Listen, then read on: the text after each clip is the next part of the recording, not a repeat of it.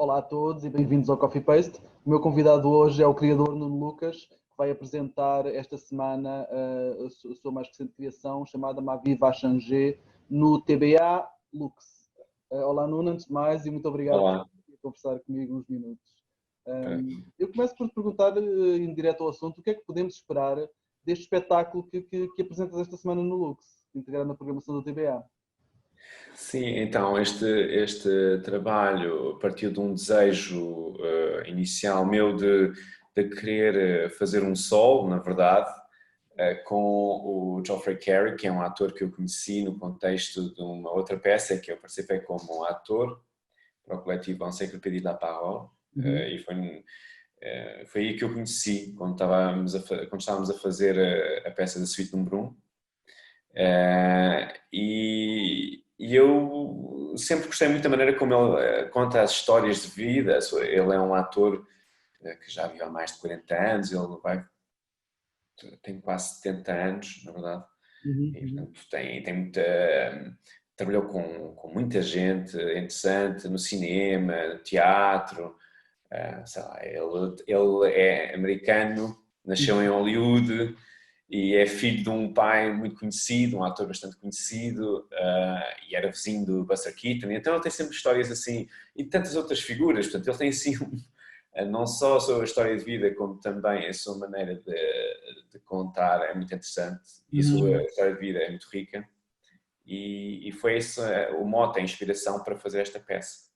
No entanto, depois nós vamos ser três em cena. Sou eu, o Geoffrey Carey e o Frédéric Danos, com quem eu também já colaborei numa peça anterior num solo que eu fiz, o I Could Write a Song. Okay. E ele gosta da maneira como ele escreve. E então isto só para resumir, dizendo que na verdade inicialmente o desejo era fazer um solo, só que já muitas pessoas queriam trabalhar com ele e ele recusava sempre essa hipótese, até porque também já tinha prometido fazer isto com alguém, mas ele na verdade estava sempre a adiar esta possibilidade. Então eu arranjei aqui uma maneira de nos vermos os três, ou seja, em cena, e assim é quase como um solo escondido. Um solo acompanhado.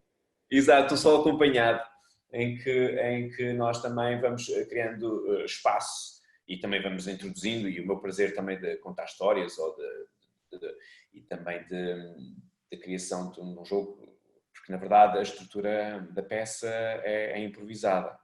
Ok.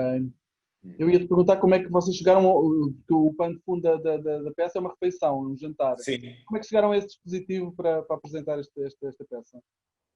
Eu sempre gostei muito da ideia de um momento de comer como seja um almoço ou um jantar, às vezes tem uma dramaturgia intrínseca, ou seja, há um acontecimento, ao chegar, ao sentar, à entrada, ao prato principal, à sobremesa, e parece que muitas das vezes as conversas que acontecem são diferentes. Uma conversa de sobremesa é uma conversa já diferente de uma conversa de uma entrada ou em que estamos a beber pela primeira vez, sei lá, um champanhe ou parece naturalmente há um movimento que é diferente na entrada, no prato e na sobremesa. E então eu achava que achei que era o elemento e também o próprio dispositivo, quer dizer, dramatúrgico natural e bonito que já se faz ele próprio. E depois também esta beleza do ato de comer como um ato de generosidade. Porque, o Geoffrey também muitas vezes contava que às vezes ia à casa de amigos ou de alguns conhecidos e numa troca de uma refeição era quase como se ele se sentia obrigado a contar essas histórias ou a entreter. E então eu achei também bonito esta pequena economia que faz com que nós estamos a oferecer um jantar ao Geoffrey e ele de repente em troca disponibiliza-se para contar. Eu gosto dessa pequena economia doméstica, ou assim, enfim. Okay. Ia-te perguntar, uma refeição em princípio é um momento de partilha. Tu encontras algum paralelo entre essa partilha que ocorre numa refeição e a partilha entre performers e público durante o espetáculo? Há aqui algum ponto de contacto? Aqui até surgiu um pouco no início esta, esta questão de se nós iríamos partilhar o que estávamos a cozinhar com o público. Neste caso, por exemplo, o que decidimos era que, não era necessária essa partilha acontecer efetiva da comida. Se bem que cria alguma frustração, eu compreendo isso, porque ainda por cima quem cozinha é o Frederic Danoso, que tem muito jeito para cozinhar, então ele vai indireto também no momento a cozinhar. E, portanto, os cheiros são partilhados e cria assim, eu compreendo alguma frustração às vezes, mas nós achávamos que a partilha que acontecia era mais daquilo que dizíamos do que essa partilha concreta, até porque também logicamente depois levantavam outras questões e eu gostava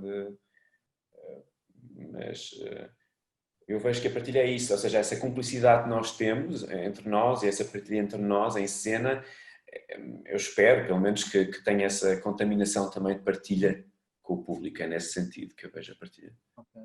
A culinária é um interesse especial teu?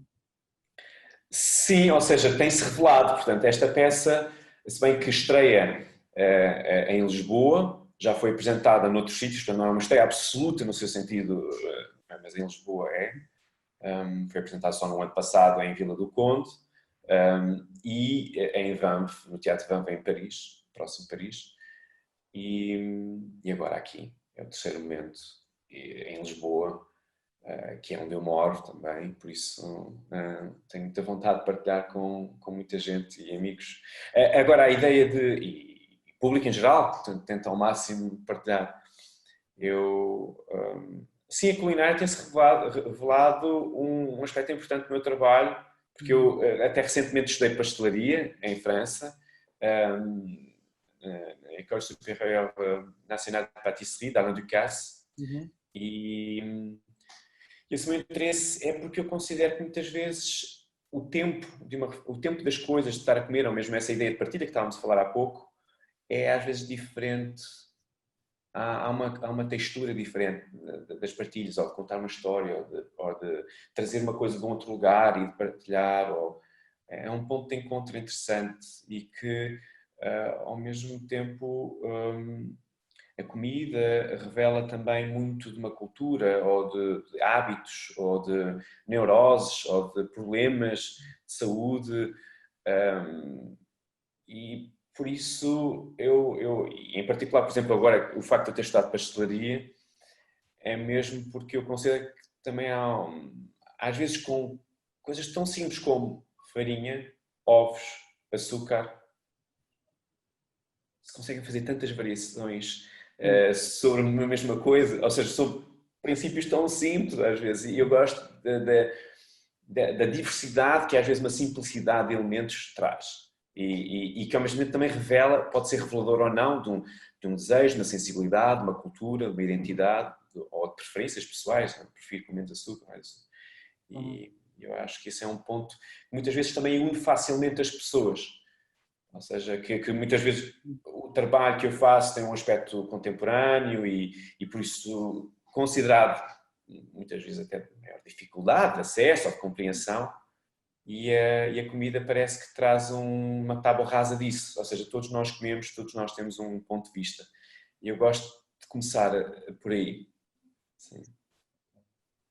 Tu sentes que o teu trabalho enquanto professor influencia o teu trabalho enquanto criador? Quer dizer, eles contaminam-se mutuamente? Sim, eu confesso que eu normalmente, até quando estou a dar aulas, não é? É um ato bastante egoísta até, porque eu acho que até estou a aprender eu mais do que muitas vezes estou a ensinar. E claro, eu acho que é um contacto importante porque o contacto que se tem muitas vezes em cena é um contacto ligeiramente artificial, ou seja, é muito real por um lado, mas ao mesmo tempo há sempre uma quarta parede normalmente, quando estou a dar aulas há um tempo diferente, há um tempo de troca, uma troca diferente. E eu sinto que, sobretudo porque também ensino desde crianças até pessoas, sei lá, até profissionais, massas classe, ou pessoas mais velhas, também não tem nada a ver, ou seja, interessa mesmo por todas as idades e pelo processo de ensino. E eu sinto que há uma reativação, ou seja, sou posto em causa de uma forma muito positiva mesmo quando, sobretudo, por exemplo, às vezes com crianças, Uhum. o que é isto, não entendo, não gosto. É uma maneira de eu ter também de me atualizar. E isso permite-me estar mais ligado ao momento presente, o que é que está a acontecer, ou onde é que eu estou, porque eu fiz agora 40 anos, há poucos dias, 4 de Uhum. novembro, e lá está, eu não me sinto particularmente como alguém de 40 anos, mas eu, nesta formação que eu tive em França a estudar pastelaria, estava com gente muito mais nova, e claro que já me veem de outra maneira e eu não me sinto assim, portanto eu tenho que, esses encontros com estas pessoas permitem-me isso, atualizar. Para terminar, peço-te um desejo para o teatro, para os tempos mais próximos. Ah, vida, sempre vida. E mesmo a importância do encontro, sobretudo. Quer ele seja num teatro, quer ele seja numa rua, numa casa. Essa necessidade. Não nos esquecermos de promover isso. Porque é isso que nos transforma. Precisamos desses encontros. Acho que nós já estamos com saudades. Enfim, já temos estes encontros, neste caso, por exemplo, agora virtual, Sim. mas é isso. Desejo de proximidade. Nuno, muito obrigado, foi um gosto falar contigo. Muito obrigado também pelo convite.